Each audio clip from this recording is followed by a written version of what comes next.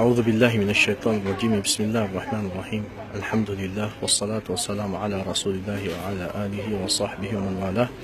أما بعد بلينك يا الإسلام. السلام عليكم ورحمة الله وبركاته.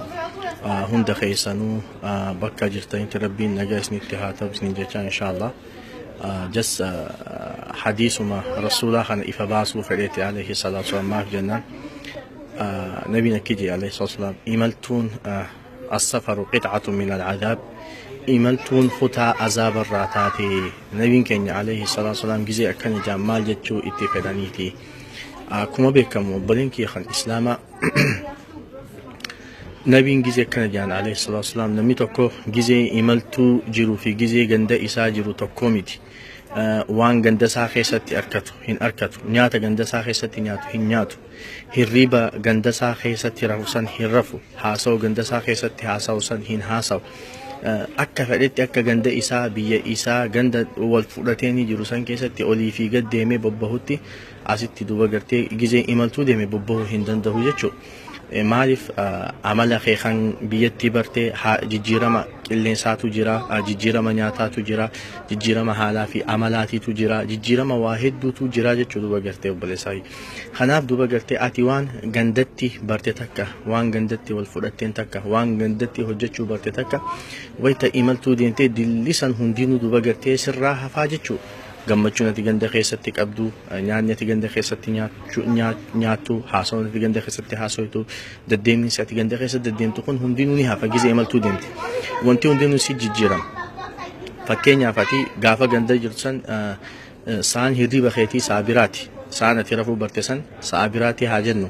saa ati rafuu barte san duba gartee gizee ganda namaa dheete rafuu hin dandeessu saati rafuu barsan namni waan biraati jira biitii waan biraati jirti soo dirqama ganda dheete san fakkaachuu qabdaa jechuudha waan kanarra duba gartee obsuudhaa si feesa hangam takka rakkata okay fakkeenyaaf imaltuu deemte gizee imaltuu deemte nyaata dur gandatti nyaatu san nyaachuu hin dandeessu nyaata dur ganda keetitti filattee kunnaan taane kun akkas jettu san ganda namaa dheetee jechuu hin dandeessu keessummaa sitti ulfaata fakkeenyaaf so tarii nyaata siin taaneef harkachuu malta ni nyaata obsitee teessaa jechuudha duba gartee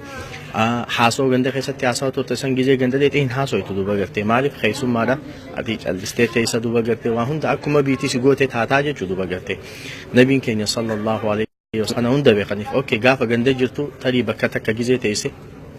bakki ati teessisan yoo si mijaa'u dide bakka feete deemtee bashannantee takka ol deemta gad deemta gubbaa deemta jala deemta bakka haalli si mijaa'u deemta jechuudha si galu jiraama baleessai garuu gizee ganda namaa dheetee bakka takka sossoo hin dandeessu hanga gandii ati bira dheete san dhufee si fuudhee bakkuma isaan si geessan deemta jechuudha duba gartee kanaaf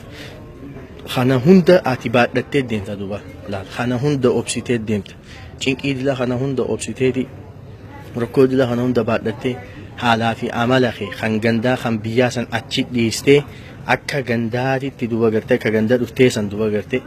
فيتوني جالتا فيتوني جبتها بعد تيدين تاجتشو بعد تشون كن هنجم تك كأولفاتو جانا وما إملتو ديميتو بيها دوبا قرتة بعد تشون كن هنجم تك هنج دوبا قرتة نما تنكو نما إملتو ديميتو بيها دوبا قرتة فكينيا فاتي سي إملتو الرجلو سي جندا نما جرو دوبا قرتة namni waa siin jaa fakkeenyaaf jechuun jira amma beektaa fakkeenyaaf namni waa siin jaa